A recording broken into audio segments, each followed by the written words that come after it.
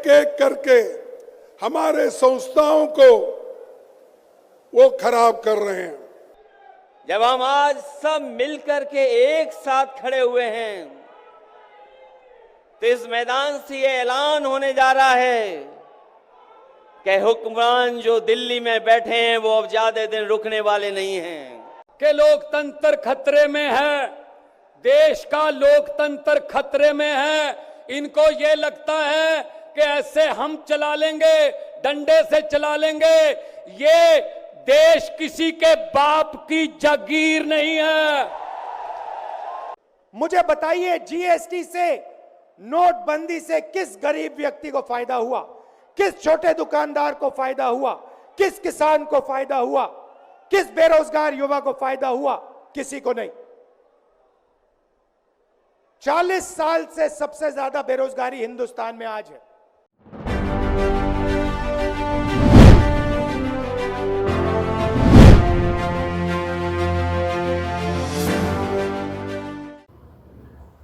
नमस्कार। देखिए, आज हम बड़ा ही एक अहम मुद्दा लेके आपके सामने आए हैं। सर्वेषां कृते सर्वम स्पष्टम, सबके लिए सब कुछ बिल्कुल स्पष्ट। भावी बानेसर समाचार पत्र और चैनल का ये उद्देश्य है और हम संकल्पबद्ध भी हैं इस कार्य प्रणाली को लेके।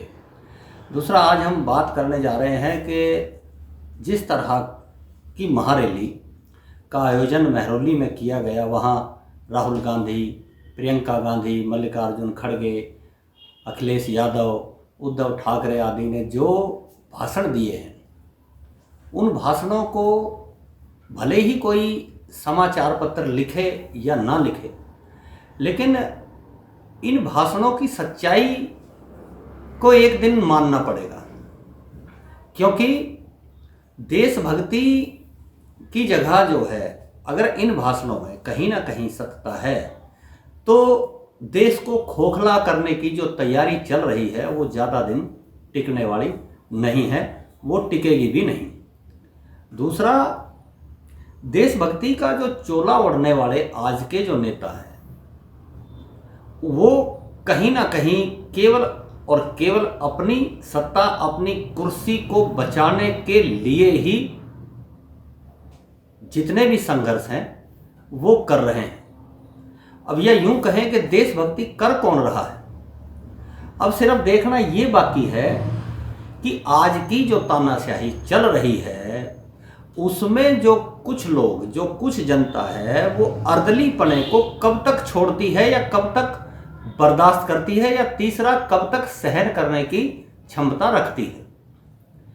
क्यों कि जो भाषण विपक्ष ने दिए हैं उनमें इतिहास और भविष्य दोनों ही अंधकार में होते नजर आ रहे हैं। क्यों कि जनसागर ने जो रैली के दौरान जो भाषण इन लोगों के सुने हैं, उसमें मैच फिक्सिंग से लेके जो अन्य आरोप लगाए गए हैं फिलहाल भाजपा सरकार पे, अगर वो आरोप जांच के दौरान, जब कभी जांच होगी, अगर वो सत्य निकलते हैं, उनमें से कुछ आरोप भी अगर सत्य निकलते हैं, तो वो आरोप इस भारत को गर्त में ले जाने का काम कर रहे हैं। अब ये जांच का विषय आएगा, कभी भी समय जब आएगा, क्योंकि एक दो आदमी, एक दो राजनेता या एक दो विपक्ष के नेता हो, वो झूठ बोलते हो, वो वर्तमान सरकार पे आरोप लगाते हो, तो वहाँ कहीं ना कहीं हम बात को झूठी साबित कर सकते हैं। लेकिन एक इतना बड़ा संगठन और इतनी बड़ी विशाल जो है जनसागर का जो समूह वहाँ उमड़ा है, उन्होंने जो समर्थन इन विपक्ष के नेताओं का किया है, तो वहाँ कहीं ना कहीं भाजपा सरकार भी इसमें लिप्त नजर आ रही है। देखिए, प्रमुख रूप से जो लोग वहाँ मौजूद रहे, जिनमें हमने बताया उद्धव ठाकरे का बयान है, उद्धव ठाकरे के भाषण है, मल्लिकार्जुन है, और बड़े बड़े नेताओं ने वहाँ धुआंधार भाषण से आज की जो सरकार की परिस्थितियाँ जो बनाई जा रही हैं, उनसे देशवासियों को जो अवगत कराया है। हमारा ये मानना है कि अगर हम फिर ये बात इसलिए दोहरा रहे हैं कि कहीं ना कहीं इन आरोपों की सत्यता जब कभी जांच होगी और तब ये लोग बागों के सामने ये बातें आएंगी या इन नेताओं पे वो आरोप जब सिद्ध होंगे तो क्या वाकई जिस देशभक्ति की हम बात कर रहे हैं वो देशभक्ति जायज़ है इन नेताओं को लेके, या ये वाकई नेता आज के देशभक्त कहलाए जाएंगे या कहलाने के लायक रहेंगे। क्यों कि वर्तमान सरकारें जितनी भी रही हैं उनमें जो विपक्ष रहा है उनमें किसी की भी हिम्मत वर्तमान सरकारों पे इल्ज़ामात लगाने की या आरोप लगाने की नहीं रही। बाद में जब सरकारें चली जाती हैं तो उनकी जांचें गठित कमेटियां जो करती हैं उनमें बड़े बड़े मुख्यमंत्री जो हैं वो आज भी जेल में हैं या जेल से छूट चुके हैं।